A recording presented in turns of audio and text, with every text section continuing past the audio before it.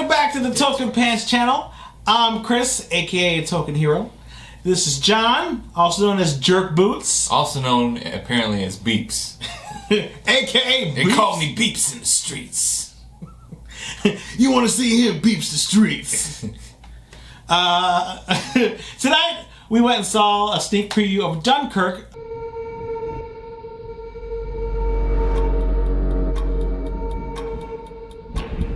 A new film by Christopher Nolan, set in World War II. How it works here, in case you're new, is we give you a brief feeling of the movie. Should you go see it? Should you not? With no spoilers. After that, we'll announce spoilers, and then we'll just jump right into the movie and discuss what we like, what we didn't, and stuff like that. So here we go. Very quick summary. I think it's a good movie. I think it's decent. Christopher Nolan always knocks it out the box.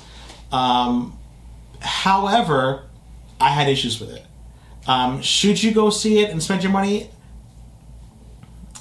I don't know. I'm not a real big fan of war movies, but it's a good film. I think you can wait till it comes on video.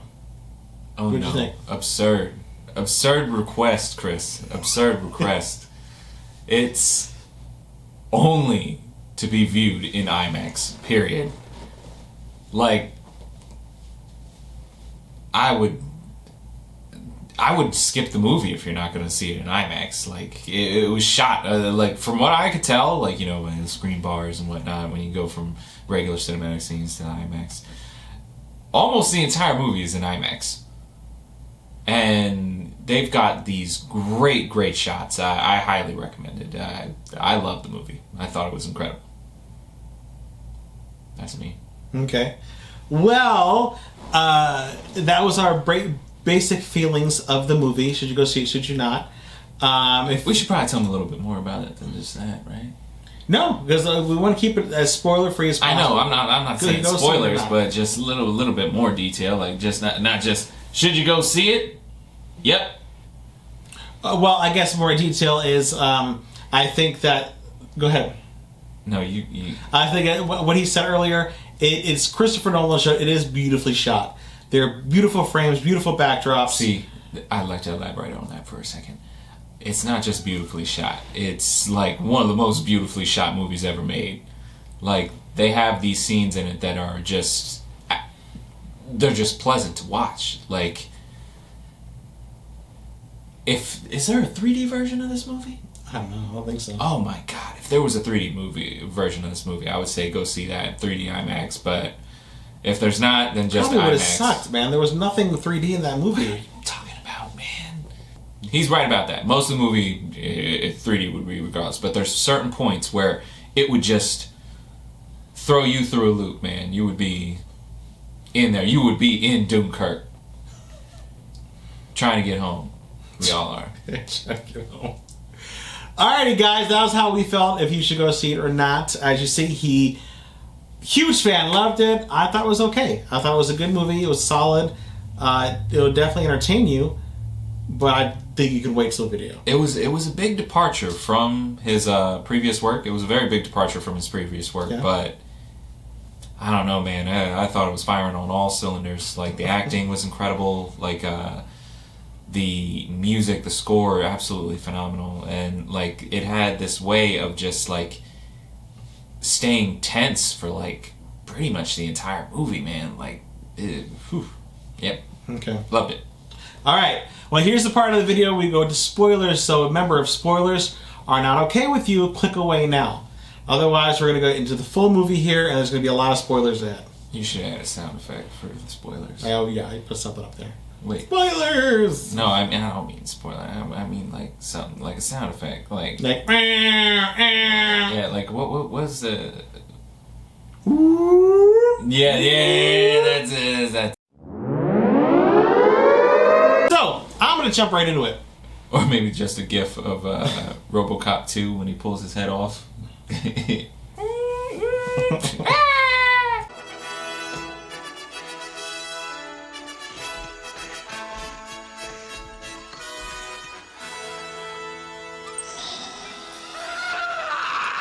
Alright, guys, I'm going to jump right into it. I'm going to go first here.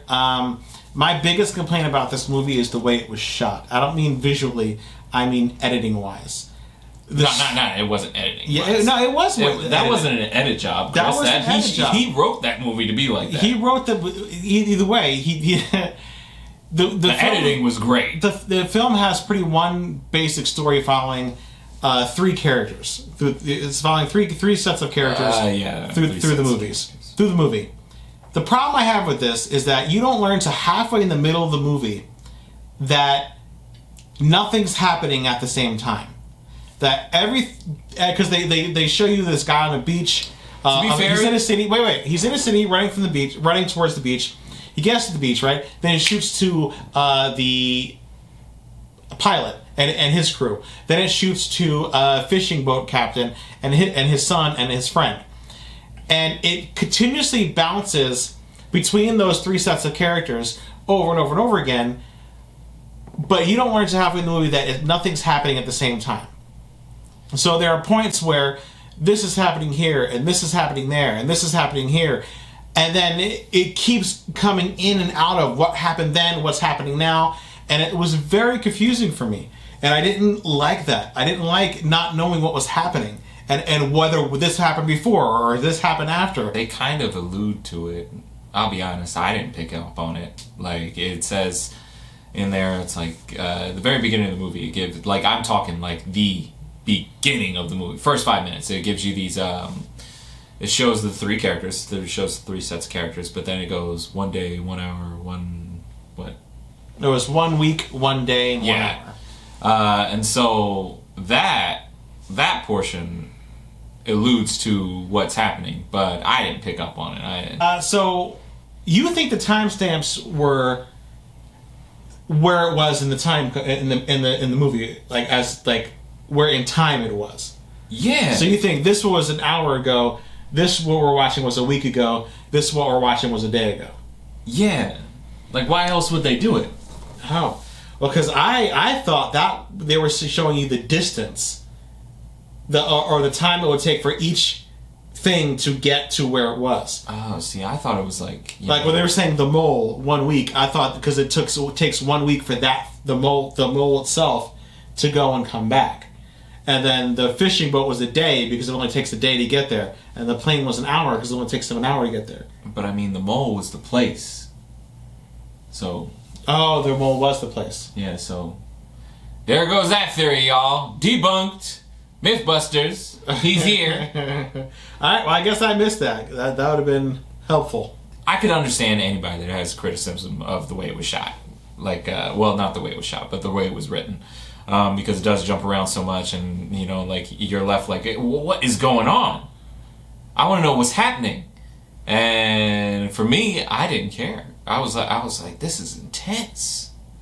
Where are we? I don't know, but it's dangerous. I know that much. Well, see, I'll add into that the tension. In the movie. Motherfuckers is in peril. The entire movie gives you nothing but tension from start to finish. I mean that, but it never lets it up. The movie's called Dunkirk, Chris. But it never let these motherfuckers is living in the edge of the beach with nothing but tension to eat for a week.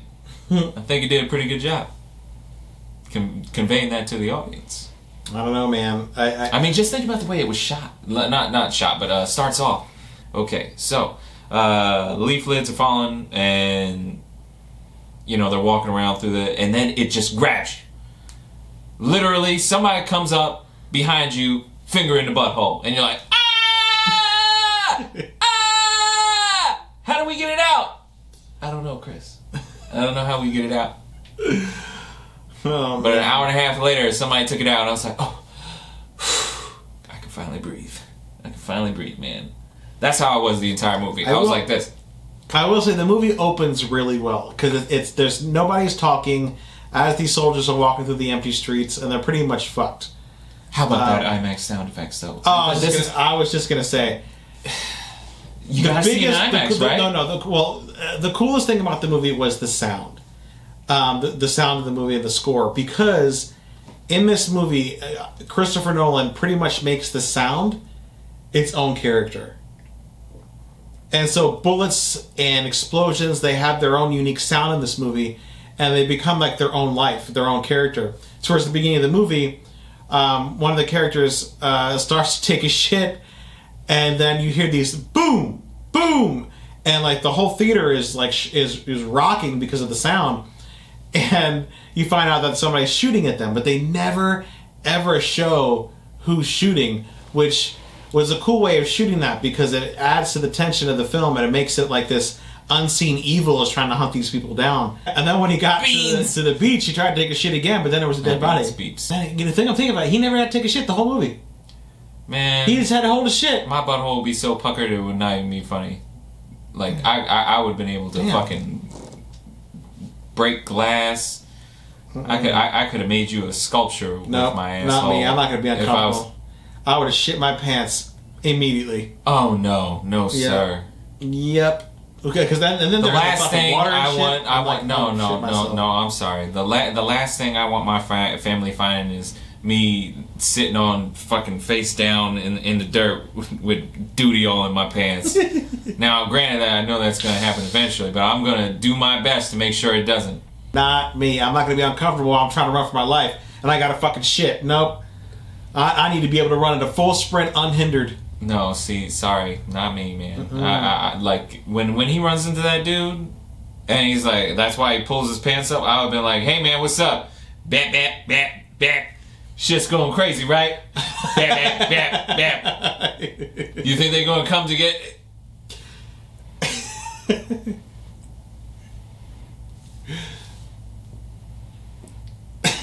God, I hope they don't come soon. Whew, man. All right. Well, best of luck to you, sir. What's crazy is there's that one guy died, the French guy. Oh man, I didn't like that at all. I didn't like that either. I didn't like that at all. He was so cool, and he ended up saving everybody's life at one point. He risked being, because like basically in the movie, you get introduced to this French character who doesn't say a fucking word through the whole movie because he doesn't want to be revealed as French. He wants to be known as English, so that when the boats come, they'll be like, "Oh, Englishmen, come on." Yeah, because the thing about the movie, and what actually happened at Dunkirk, was when the boats came, only the Englishmen were rescued first because they were Englishmen. Yeah, because they're English boats, like they were rescuing their country. It's a fact of life, like you're gonna rescue, your people from your neighborhood before you go for other people. I'm gonna get this guy before I get my neighbors. Period. And there's just the way humans operate. You go, like 10 strangers are worth one person that you know. Honestly. Yeah. And so there's a point where one of the boats are on gets capsizes and is sunk, and as it's sinking, the guy he's been with this whole movie who he doesn't know, by the way. They only met hours ago. Is in one of the holds of the ship, and he opens the door as it's sinking, risking his own life to do it, as everything's exploding around him, to open the door, and he frees them.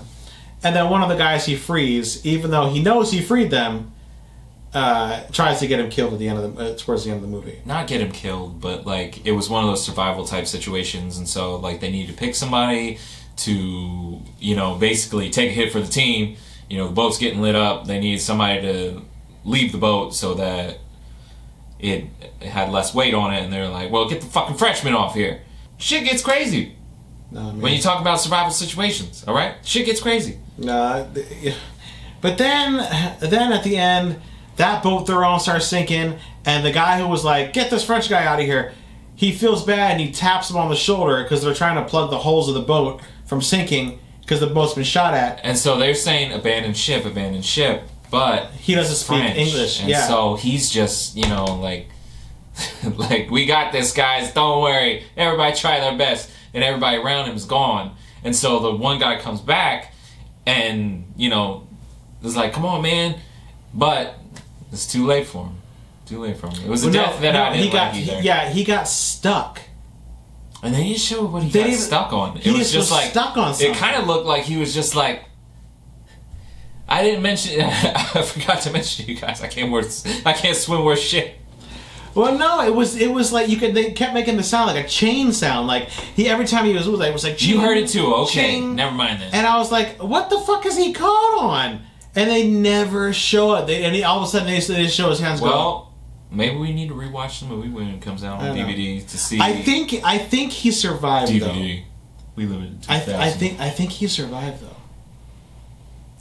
There was a point where because at the the fire, right? Yeah. Yeah.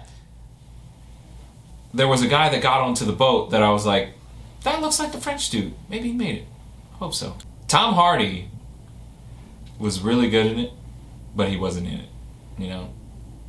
Like, he had a total of like, I want to say like maybe 12 lines over and out.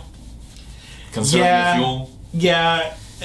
But it was like, it's one of those he did times, well with what he had. Yeah, like it's one of those times where you can tell a great actor because like he's given like no lines at all, but yet he is pulling this off. He's blue manning it. He's blue manning it. Yeah. He's acting entirely with his eyes the whole movie. Yeah. Because he has his mask on, all you see through the goggles is his eyes. So like I said, minimum lines, but through his eyes he tells the story of what's happening the entire time, which is fucking hard to do. When Chris said Blue Manning, by the way, for the greater audience, there's a show called Blue Man Group. That's that. You should know it by now. They've been all over the world. Yeah, well, see, in Blue Man Group, the Blue Men are taught to act with their eyes. Every emotion they can have. Spoilers. Spoilers. Jeez, they're taught to communicate with their eyes. So Insider scoop. Everything has to be with your eyes, and so that's what I meant by he blue manned it because he told every emotion and every part of his story with his eyes. I thought it was an incredible movie. I was welled up. I'm not kidding, y'all. This tough exterior you see before you, shattered. I was like this the entire last 20 minutes of the movie. I was like this.